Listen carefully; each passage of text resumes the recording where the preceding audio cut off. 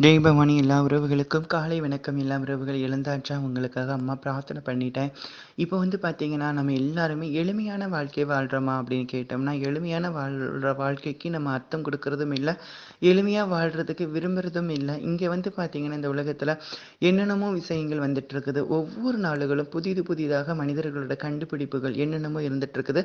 ஆனால் இந்த கண்டுபிடிப்புகள் அத்தனையுமே வந்து பார்த்தீங்கன்னா, மனிதனோட வாழ்க்கைக்கு தான் கண்டுபிடிச்சிட்டு இருக்கிறாங்க. எல்லாருமே சொகுசா வாழணும். எல்லாருமே ஒரு அற்புதமா வாழணும் அப்படிங்கிற மாதிரியான கண்டுபிடிப்புகள் இங்க எல்லாமே அறிவியல் ரீதியா நிறைய கண்டுபிடிச்சிட்டு இருக்காங்க. ஆனால் ஒரு விஷயத்தை நம்ம எப்பொழுதுமே யோசிச்சு பார்க்கறது இல்ல.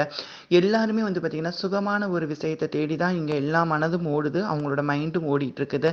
ஆனா இயல்பாவே நம்ம எல்லாருமே எளிதான வாழ்க்கையை வாழலாமா அப்படின்னு பார்த்தோம்னா, அப்படி இல்லவே இல்ல. எளிதா நம்ம வாழ்றதுக்கு யாருமே விரும்புறது கிடையாது.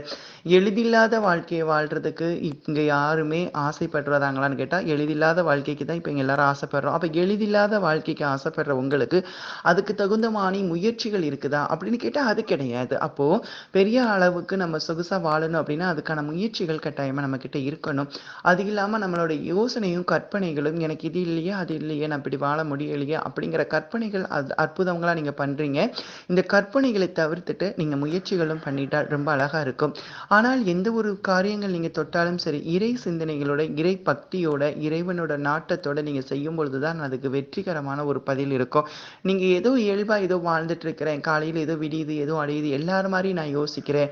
எல்லார் மாரி எனக்கு கஷ்டம் தீர்ந்துடும்னு நான் நினைக்கிறேன். அப்படிங்கிறத மட்டும் தயவு செய்து எண்ணாதீங்க. இந்த கஷ்டம் எப்படிப்பட்டு வந்தது? இந்த கஷ்டம் எதனால ஆரம்பிச்சது? அப்படிங்கிறத நீங்க ஒவ்வொரு நாளும் யோசிங்க. கஷ்டம்ங்கிறது நான் வந்து பண கஷ்டம், தொழில் முடக்கம் இத மட்டும் சொல்லல. ஒரு இல்லறத்துல கஷ்டம் வந்திருக்கும். கணவன் மனைவிக்குள்ள, ஒரு நண்பர்களுக்குள்ள ஒரு கஷ்டம் வந்திருக்கும். ஒரு காதலுக்குள்ள கூட ஒரு கஷ்டம் வந்திருக்கும்.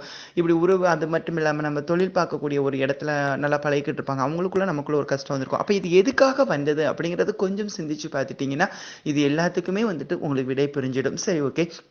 இன்னும் எனக்கு நிறைய வேலைகள் இருக்கிறதுனால நீங்க எழுந்திடுங்க. உங்களோட வேலைகள தயாராப்படுத்துங்க.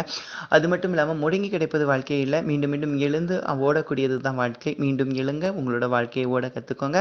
அம்மா உங்களோட எப்பவுமே இருந்துட்டு இருக்கிறேன். உங்களுடைய எண்ணங்களை பரிசுத்தமா யோசிச்சுக்கிட்டு இருக்கிறேன் நானு. அதனால மீண்டும் செல்வ செழிப்போட நீங்க வாழ்வதற்கு அம்மாவோட ஆசீர்வாதம் உங்களுக்கு எப்பயுமே இருக்கும்.